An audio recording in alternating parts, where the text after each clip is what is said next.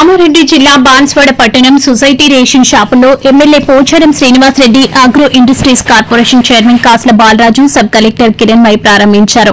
నిజామాబాద్ కామారెడ్డి ఉమ్మడి జిల్లాలో ముందు సన్నబియ్యం పంపిణీ బాన్స్వాడలో చేస్తున్నట్లు ఎమ్మెల్యే పోచారం శ్రీనివాస్ రెడ్డి తెలిపారు. ఉన్నవాళ్లు ఎలా సన్నబియ్యం తింటున్నారో అలాగే పేదోళ్లు తినాలనే సంకల్పంతో సీఎం రేవంత్ రెడ్డి తెలంగాణలో సన్నబియ్యం పంపిణీ చేస్తున్నట్లు చెప్పారు.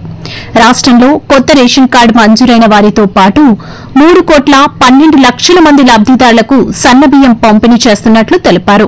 రేషన్ షాప్ డీలర్లు కానీ సహకార సంఘాలు కానీ సకాలంలో బియ్యం పంపిణీ చేయాలని తెలిపారు.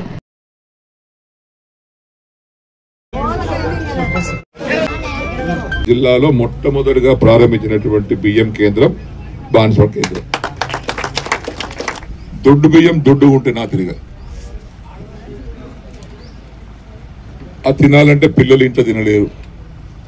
నీ దొడ్డు బియ్యం తిన్నట్టు ఏం చేస్తావు? కష్టం చేసి కూలి చేసి నాలుగు చేసి వ్యవసాయం చేసి సన్న బియ్యం తీసుకొచ్చి కొనుక్కొని వచ్చి అన్నం పెడతాం.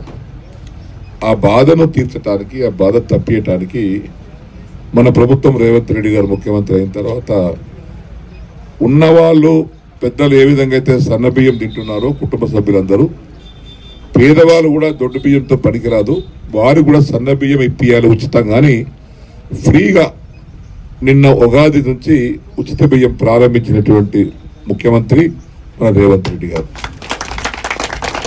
దేశం లెక్క లేదు, ఈ సన్న బియ్యం లేదు, ఎవడు తిన్నాడో ఎవడు పడినాడో తెలియదు. కానీ మన రాష్ట్రంలో ఇంతకుముందే సబ్ కలెక్టర్ గారు చెప్పినట్టుగా 2,82,00,000 మందికి ఇంకా కొత్త దరఖాస్తులు పెట్టుకున్న వారి సంఖ్య ఇంకో 30 లక్షలు ఉన్నాయి. అంటే 3,12,00,000 మందికి నిన్నటి నుంచి ప్రతి నెల ఒక్కొక్క వ్యక్తికి 6 కిలోల ఉచిత బియ్యం మీకు అందజేయడం జరుగుతుంది. కడుపు నిండా భోజనం చేయవచ్చు, మన్మరాలకు బిడ్డలకు మంచిగా ఇవ్వండి, చక్కటి అన్నం భోజనం పెట్టవచ్చు.